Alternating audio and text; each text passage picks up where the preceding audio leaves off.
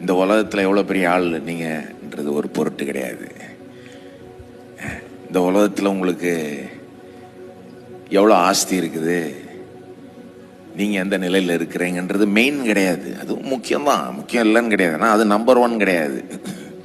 இயேசுவை தெரியுமா உங்களுக்கு? இயேசுவை பார்த்து எந்த இயேசுன்னு சொல்ல முடியுமா உங்களால்? ஜீவனுள்ள தேவனோட ஒரு உறவு இருக்குதா உங்களுக்கு?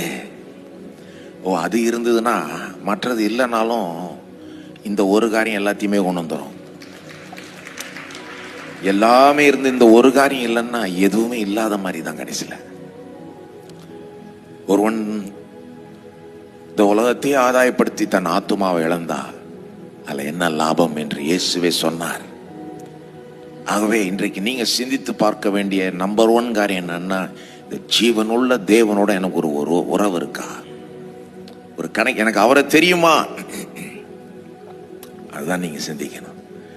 இயேசு எதற்காக இந்த பூமிக்குள்ள வந்தாரு?